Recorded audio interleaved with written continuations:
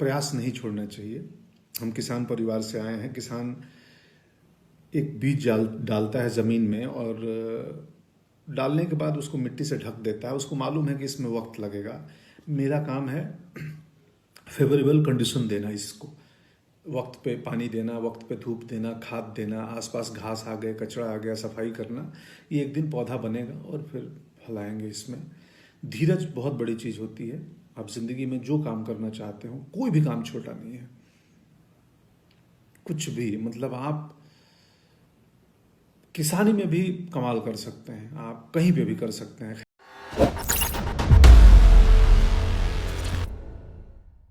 नमस्कार। आज फिर एक दो छोटे किस्से लेके आया हूँ अपने ही जीवन से जुड़ी हुई। हम 2004 में मुंबई आए थे 16 अक्टूबर को पत्नी के साथ, और ये तय करके आए थे कि अब अभिनेता बनना है, हिंदी सिनेमा में काम करना है तो मुंबई चलते हैं। मालूम था लड़ाई लंबी है, वक्त बहुत लगेगा, तो हमने तैयारी कर रखी थी पहले से। पत्नी को बोला था कि तुम बीएड कर लो ताकि शुरुआती में तुम कहीं टीचर की नौकरी कर लेना, और मुझे तो पता नहीं मेरा क्या होगा, कितना समय लगेगा। तो उतने दिन घर चलाने के लिए कोई तो एक कमाने वाला चाहिए, तो पत्नी ने बीएड कर लिया था और हम मुंबई आ गए। मुंबई आते हम शुरुआत के 2 महीने अपने दोस्त के घर पे रहे। भानु नाम है उसका, मेरा बैचमेट है भानु उदय। और हम अपने लिए घर खोजते रहे। फिर हमारे बजट के लिहाज से एक कांदीवली वेस्ट में एक छोटा सा घर मिल गया, जहां हम लोग आ गए, शिफ्ट हो गए। 2 महीने बाद फिर शुरू हुई बात नौकरी, पत्नी की नौकरी खोजनी है। तो क्लासिफाइड अखबारों में आते हैं ना, सो उसमें खोजते थे हम लोग टीचर्स की वैकेंसी कहाँ है, और पढ़ते थे। अब हमें करना उस इलाके में जहाँ हम रह रहे हैं, कांदीवली, मलाड, अंधेरी। अब टाउन में नहीं जा सकते या दूर, तो निकले नहीं, कहीं वैकेंसी मिलती नहीं थी। तो हमने बोला, बायोडाटा मेरी पत्नी बना के रखी थी, तो मैं बोला यार एक काम करो, तुम बायोडाटा बना ली हो तो जितने अंधेरी मलाड के स्कूल्स हैं ना हमारे आसपास, जहाँ हम चाहते हैं, कन्वीनियंट है, वहाँ चल के हम बायोडाटा दे आते हैं। वो बोली ऐसे कैसे दे दोगे, वैकेंसी निकली नहीं है और कैसे ऐसे दे दोगे, कोलकाता से आई हैं तो वो दरबार जाने नहीं देंगे, या मतलब क्या कहेंगे लोग, वैकेंसी है नहीं, क्यों आए कौन। बोले क्या हो जाएगा, क्या होगा, ज़्यादा से ज़्यादा ये तो नहीं बोलेंगे ना कि यू आर अंडर अरेस्ट, आप अंदर आए कैसे, चलिए जी आप गिरफ्तार होते हैं, अब चलिए थाने, तो चलते हैं ना। बोली तुम, मुझे नहीं मालूम, तुम अजीब आदमी हो। मैं बोला अरे प्रयास करने में क्या गया है, होगा होगा, नहीं होगा क्या कर लेंगे, पकड़ लेंगे, जान मार देंगे, चलो। तो गए हम लोग एक मलाड के गोरेगांव के स्कूल में, बड़े स्कूल में, और हमने दरवान पूछा क्या है, गार्डन ने बोला नहीं रिसेप्शन पे मिलना है, कुछ जानकारी लेनी है, यहाँ लिख दो। चले गए, मैं नहीं गया, वो गई थी, मैं बाहर खड़ा था। रिसेप्शन पे ये बोलना उसको मत बताना बायोडाटा, उसको बोलना कि मुझे रिसेप्शन से कुछ इन्फॉर्मेशन लेनी है। अंदर गई और उन्होंने बोला भाई एक बायोडाटा है, मैं टीचर की नौकरी खोज रही हूँ। तो रिसेप्शन पे जो महिला बैठी थी उन्होंने बोला हमारे पास वैकेंसी तो है नहीं, बट ठीक है आप आई हो तो दे दो, हम एडमिन तक पहुँचा देंगे, अगर उनकी ज़रूरत हुई तो आपको बुलाएंगे। कट्टू, सिनेमा वालों की भाषा है कट्टू। मतलब इसके बाद मैं एक दूसरी कहानी पे आता हूँ। बायोडाटा दे दिया, उस महिला ने बोला कि एडमिन तक खबर दे दूंगी, ज़रूरत पड़ी कभी लगी तो बुला देंगे। आ गई, बोले चलो ठीक है, बस हमने अपना काम कर लिया। दूसरी कहानी मेरी क्या चल रही थी, मैं उस समय हार्ड कॉपी तस्वीरों का वक्त था, तब मेल नहीं आए थे कि हम मेल कर दें तस्वीरें, या ऑडिशन बाद का चीज़ है, पहले आपकी तस्वीर पसंद आनी चाहिए तब ऑडिशन के लिए बुलाते थे। और तब कास्टिंग डायरेक्टर्स भी नहीं आए थे। अभी जो बहुत सारी कंपनियां हैं, बहुत सारे लोग हैं, करते हैं और अच्छा काम कर रहे हैं।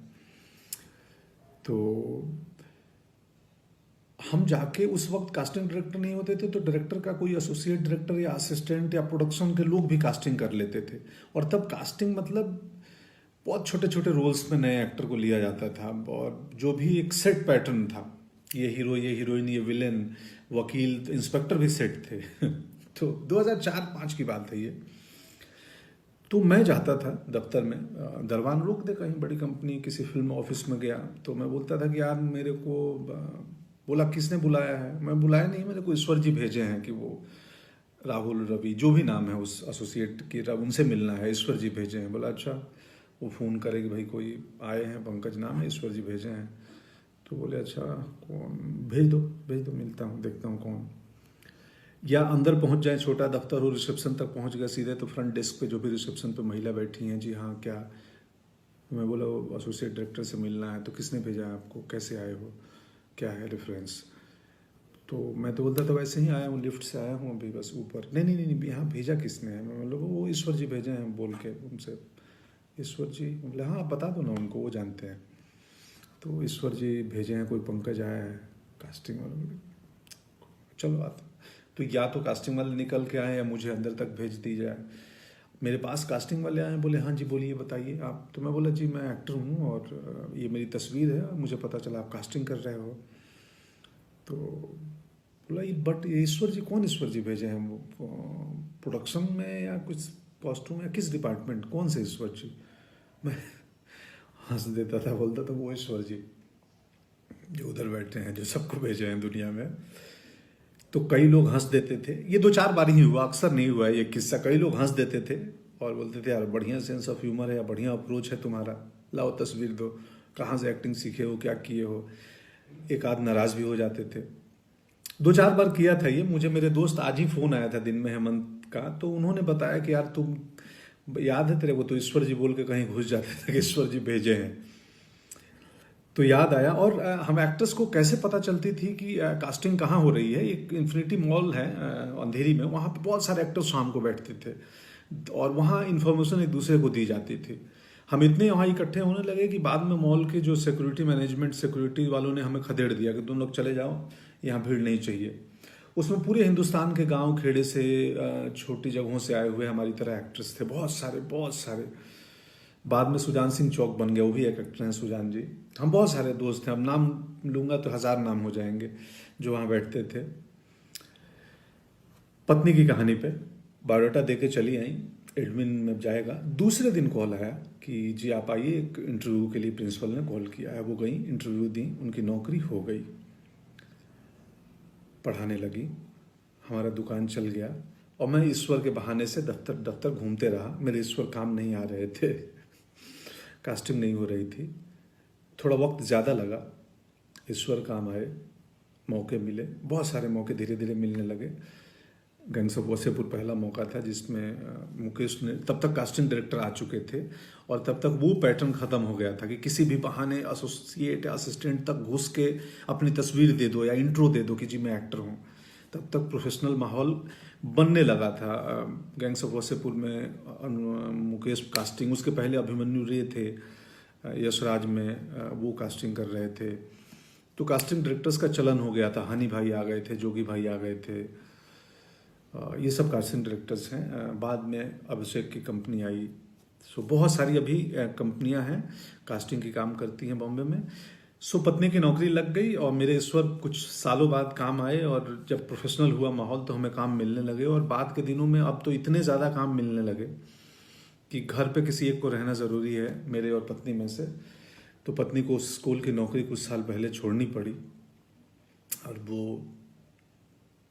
अब वो घर चलाती हैं, मुझे मैनेज करती हैं, हमारे बाकी बिजनेस को मैनेज करती हैं। ये है किस्सा। कुल जमा बात इतनी है कि प्रयास नहीं छोड़ना चाहिए। हम किसान परिवार से आए हैं। किसान एक बीज डालता है ज़मीन में और डालने के बाद उसको मिट्टी से ढक देता है। उसको मालूम है कि इसमें वक्त लगेगा। मेरा काम है फेवरेबल कंडीशन देना, इसको वक्त पे पानी देना, वक्त पे धूप देना, खाद देना, आसपास घास आ गए, कचरा आ गया, सफाई करना। ये एक दिन पौधा बनेगा और फिर फलाएंगे। इसमें धीरज बहुत बड़ी चीज़ होती है। आप जिंदगी में जो काम करना चाहते हो, कोई भी काम छोटा नहीं है, कुछ भी, मतलब आप किसानी में भी कमाल कर सकते हैं, आप कहीं पे भी कर सकते हैं। खैर, शुक्रिया, आज का किस्सा इतना ही। थैंक यू सो मच, शुक्रिया। आप सबको बहुत सारा प्रेम और स्नेह और पूरी दुनिया खुशहाल रहे, ऐसी कामना है प्रभु से। जय हिंद। अगर आपको हमारे वीडियोस पसंद आए तो प्लीज़ लाइक करें, सब्सक्राइब करें और शेयर करें।